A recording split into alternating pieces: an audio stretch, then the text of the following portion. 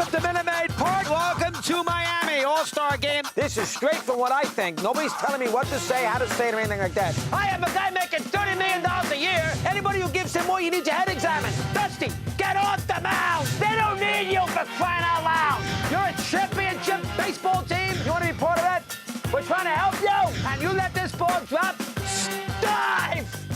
Dive! Dive! You got to be kidding me. Finally, Chris Mad Dog Russo has come Good to see you, big public guy. television. How you doing? I am great. This is Chris Mad Dog Russo. You just saw him on MLB Network, High Heat. That's a show, but you also can check him out on SiriusXM, host of Mad Dog Unleashed on the Mad Dog Sports Channel every day from 3 to 6. Love it. Got the radio and the TV, so I fly. I can do the TV every day at 1, same studio, run down 2 doors down, same building, and I start the radio at 3 o'clock, so it's a good scenario for me. Chris, was this the career you envisioned? I didn't, Steve. I thought I was going to be a play-by-play guy in baseball, so I went to the winter meetings in 1982, right out of college, Rollins College in Florida, and I went to the winter meetings baseball that year, and they were in Hawaii. So I went out to Hawaii in December of '82 thinking that I was going to get a job in Major League Baseball as a play-by-play guy starting the minor leagues. And the job I ended up getting was in Jacksonville for the old Jacksonville Suns baseball team. Double-A. Tom Seaver pitched there once. You know, Henry Aaron used to play in the ballpark. So I ended up in Jacksonville in early '83. Make a long story short, I ended up on radio shortly thereafter. But I thought I was going to be the next Vin Scully. And I wasn't. When does, timing on this, I'm trying to get this right. So you're in radio all that time. Right. FAN. Right, FAN in 89. 89. Right. I was in Jacksonville and Orlando between 83 and 87. Trying to get to New York, dare I say? Not necessarily, no. I was really? doing talk radio. I loved Orlando, Florida. I went to Rollins, so I got the school and the job scenario right there. And then I got a job at WMCA in New York. In 87, and the guy who hired me was Rick Sklar. Sklar promoted the first Beatles concert at Shea in 1965 and put Cosell in the air. There was an ad in Broadcasting Magazine. If you talk like a New York sports fan and can deal with the New York sports teams, send tape and resume. I sent a tape and resume. They got 54 tapes. Sat there for 5 weeks. I got a phone call St. Patty's Day weekend in 87 by Sklar. They hired me. Tripled my salary. Went from $18,000 to $54,000. And I came up to New York and I started working in April of 1987. And Mike Francesa. A year and a half later. Mike and Mad Dog happens 2 years later. September of 89, we began. How many years? 19. By the way, check out our website at steveadubato.org. We did when the Mike and the Mad Dog documentary 30 for 30 special came out on ESPN. Who do we have? We had Ted Shaker. Ted came in here. Yeah, that's right. Excellent. I didn't know that. We have all the important people. No, by the way, check out that documentary. It's great. No, they did a good job, the 30 for 30. Personally, what did you feel like? Anytime, first off, it's ESPN. So, that adds a lot of credibility to it. Thirdly, it's an hour. And it's a radio talk show tandem. So you got a radio talk show tandem on a 30 for 30 on ESPN. I'll tell you, that was interesting. The one before us was the Celtics and the Lakers. Loved it. Multi-part series, 3-part series, fabulous. They did a great job. It was like 6 hours. And you're seeing promos when Bird is winning an MVP award, and right out of that, there's a promo for Mike and the Mad Dog on the next 30 for 30. That is a lift. And you said what to yourself? I said, my God, I must have made it. Remember, I followed the Bird Magic thing in Orlando doing sports talk in the 80s. I was doing radio down there. I love that rivalry. And here it is 20 years later, 30 years later. I'm sitting there watching the recap of that on a 30 for 30, and here's the Mike and the Mad Dog promo. So it meant a lot. Unbelievable. So that happens for more than a few years. You make history. It's an extraordinary must-listen every day. You make the move to Sirius in 2008? Summer of 08. Oh, wait. How tough a decision? It was a hard call to make because, I was leaving an established show. I was leaving a guy that I had been with for 2 decades. I loved the radio station. Very, very tricky call to make. I just thought it was time to make it. Mel Karmazin, who owns Sirius, I had a lot of respect for him, and I had worked for him because he had owned, obviously, Infinity. So he owned FAN, which is an Infinity station. So from that perspective, I had comfort with him. He convinced me to do it. They pay me, and listen, the money was about equal, so everybody seems to think I ran over here. No, it wasn't, because I gave up the TV simulcast with Yes. People forget that. Yes carried it, right? Yes carried it, and I got paid for that. No.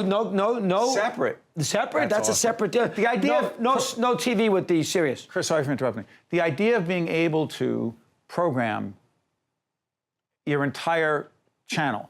You got that channel. For 5 years I did that, yeah. Now, I haven't done it in the last 5. That's a hard job. You know, I'm doing a show every day, and I'm also coming up with people to sort of help me along to put together a channel. That's tricky. You were in management. Yeah, it's hard, and I'm not a management guy. I think Why not? learn that. You got to hire and fire. You got to listen to a lot of tapes. You got to make some difficult decisions. I mean, I want to just do a show. Well, I tell you what I didn't realize is I did 5 hours on Sirius, and 5 hours on Sirius without that many commercials is a very, very difficult order. It's like 7 hours a day on terrestrial radio. And when I started, I didn't realize how hard that was going to be. Just to establish a show on Sirius, you got to establish a new show on a new format without commercials, local or national. That's a major assignment right there. Then you throw in the management thing, almost became too much. What about the national thing? Going from being in New York, New Jersey, our metropolitan area, I mean, the guy with Francesa. You go to you're doing a whole national thing. Yeah, how did it change? It's tricky. You have to do a different kind of show because the people who are going to listen or call me are not going to break down, you know, what Terry Collins did in the 8th inning of a June game against the Mets, of whether he should have or Torre at the Yankees, or Joe Torre at the time of the Yankees. They're not going to break that kind of stuff down. So you have to look for more of the big topics that can sell in Walla Walla, Washington. Now, you have a lot of New Yorkers who have Sirius. Remember, there's a lot of New Yorkers around the country who miss their local radio from New York, and so they buy Sirius, and there I am. So you got a lot of displaced New Yorkers listening, so there is almost a Northeast feel to it, but it is a trickier show to do from a national standpoint. Obviously, a lot more college football. So there's certain things you have to do. You got to learn how to do it. It's tricky, and no commercials. You got to learn how to pace the show a little differently. Chris, was it tough? I mean, for you as a hardcore Yankee fan. Yes. Facetiously, Steve says that. I do. I used to, when I listen to you every day here, I'm sitting there going, Chris is a hardcore San Francisco Giant fan. Right. And I want you to tell everyone, and you actually, not that you don't like the Yankees, it's worse than that. I used to hate him a lot more, but go ahead. Yeah. It's a question of degree. Yeah. I mean, I'm a hardcore, our president, Neil Shapiro, hardcore Yankee fan. Same here. What's your problem with the Yankees? Well, my problem with the Yankees really goes back to my father, who was a great teaser. And my father was a huge Yankee fan. DiMaggio, even Garrick when he was 8 years old, but DiMaggio and Mantle. And when the Yankees got good in the mid-'70s and won championships in 77, 78, won a pennant in 76. Reggie. I'm 15, 16 years of age. My Giants are terrible, and he's tweaking me every day on look what the Yankees did tonight. Look at this comeback against the Red Sox in 78. Look at Oscar Gamble and Jim Spencer and Thurman Munson, and I got annoyed by it. I think that's where my real Yankee hatred began. That's it? Oh, he drove me crazy. It's really... You don't want to be with a winner? No, I don't know what it was. Me, I'm a rebel when it comes to sports. So I think the fact that my father was such a Yankee fan made me go against him overall. Then I have Mike.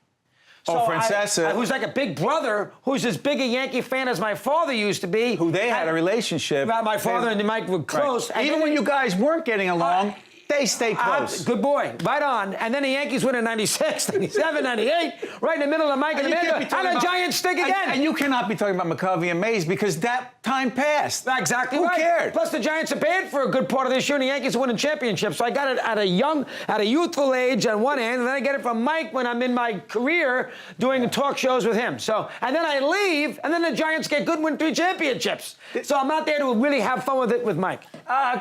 Chris, when you were coming up and you are now the way you were then, you're you. Right. Did any agent, Oh, absolutely. Did they say, Chris, you got to tone it down? Oh, absolutely. Seriously? Oh, gosh, yeah. I had a general manager in Orlando. This is probably in 86. I had relatively successful in that market, and he wanted me to get speech lessons. Stop. Because he thought I talked too fast. So I actually went to the Orange County Medical Center with a speech therapist. I probably went twice a week for 6 months to see if I can get my speech and all that. Diction? Exactly. And, I think it had some effect. I think it helped me a little bit. But as it turns out, I got to the right market because I went from Orlando. I didn't go to Orlando to, the Albuquerque, New Mexico. Or Green Bay. Yeah, right. I went, or Chicago, a town that's Midwest, a little quieter. Right. I went Orlando to my hometown, which didn't have a problem with speed and the way I talked and pronunciations and everything else. And my lack of pronunciation, not having a good guide there, has actually helped me. Because it's made me more of a character, per se. But that is people you. like characters. And by the way, when you started to do Letterman, what year did you start doing David Letterman? My first appearance there was February of 91. And you just were you? I was just me, yeah. He was a big listener. He wanted to make fun of me. So he used to make fun of me. You were the foil. They gave Donald Duck a show, which is great opening line.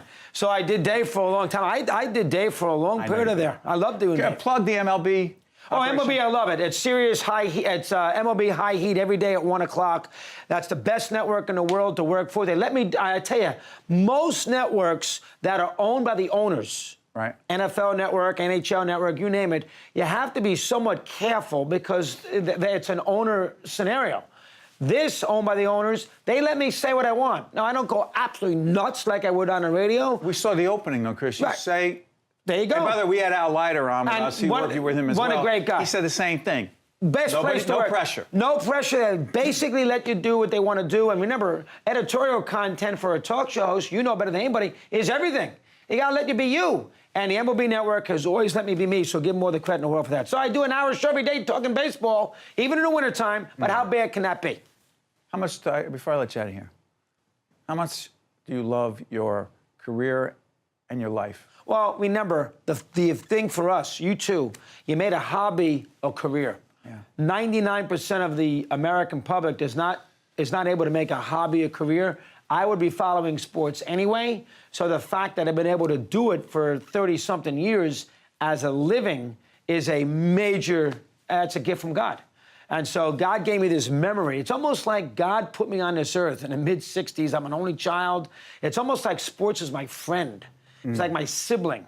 So I had this, and he gave me a memory.